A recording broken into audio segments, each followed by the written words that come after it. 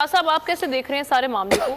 इस मामले में क्या चीजें आप देख रहे हैं देखिए, कि मेरे ख्याल से पेशावर हाई कोर्ट ने तो 13 तारीख तक जो सूबाई असम्बली की खवातीन है, जैसे आपने इलेक्टोरल वोट की बात की कि 41 मिलेंगे, अजगज़ई साहब को 7 मिलेंगे, ज़रदारी साहब को, तो वो खवातीन इसमें शामिल नहीं होंगी क्योंकि रोक दिया गया है पेशावर हाई कोर्ट की जानिब से कि जब तक फैसला नहीं होता सुन्नी इत्तेहाद कौंसिल की एप्लीकेशन पे, वो तो इम्तिहान? ये खवातीन ना वोट ले सकती है, ना वोट डाल सकती है। हम्म। दूसरा देखिए, एक बड़ी अजीब सी बात है कि आया ये जो रिजर्व सीट की खवातीन है, इनका रोल क्या रहा है?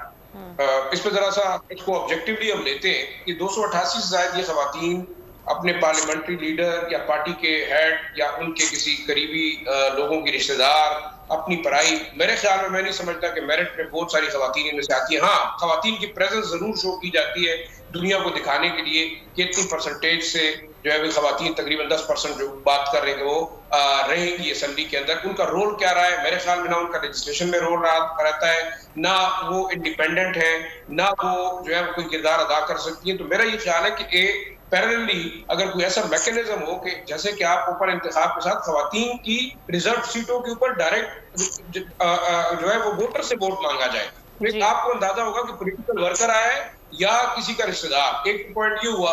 दूसरा मैं समझता हूँ, देखें, इस वक्त जो इलेक्शन कमीशन के रोल के ऊपर इलेक्शन से पहले भी एतराजात उठे थे और तमाम पार्टीज ने उठाए। ये पहला इलेक्शन है जिसमें जीतने वाला भी कंप्लेन कर रहे हैं और हारने वाला भी कर रहे हैं। और जिस तरीके से हालात हैं, मेरे ख्याल में इस वक्त हमारी जुडिशरी का एक बहुत बड़ा इंपॉर्टेंट रोल बनता है क्योंकि तमाम चीजें कंट्रोवर्शियल चल रही है। आपने प्राइम मिनिस्टर का इंतखाब कर दिया, वो सस्पेंडेड लगता है क्योंकि फॉर्म 45 के ऊपर अगर डिसीजन हुए तो उनका फ्यूचर क्या होगा।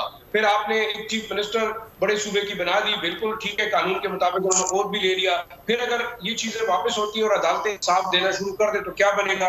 अगर इसी तरह आप जो सदारती इंतखाब भी कंट्रोवर्शियल कर रहे हैं, तो मेरे ख्याल में सोचना ये चाहिए कि बेशक आप दे दें, और बहुत सारे लोग कह रहे हैं, लेजिस्लेटर्स कह रहे हैं, जो कानूनदान है वो कह रहे हैं कि सुन्नी इत्तेहाद कौंसिल हो या कोई भी पार्टी, मेरे ख्याल में उनका राइट बनता है कि आप उनको रिजर्व सीट्स दें। ठीक है। लेकिन अगर आप नहीं देना चाहते तो उसमें इलेक्शन, आखिरी बात, इलेक्शन कमीशन का जो डिसीजन है वो बड़ा वाज़ेह है, 4:1। मतलब आप देखें, एक जो उनके अंदर डिसीजन मेकर थे, उन्होंने यही कहा कि आप अगर ये सीटें इस जमात को नहीं दे सकते, आप किसी और को भी नहीं दे सकते। तो मेरे ख्याल में तो बड़ा वाज़ेह है और आगे जाके ये चीजें मेरे ख्याल में मजीद कॉम्प्लिकेशंस पैदा करेंगी। सब्सक्राइब करें और बेल दबाएं ताकि कोई खबर रह न जाए।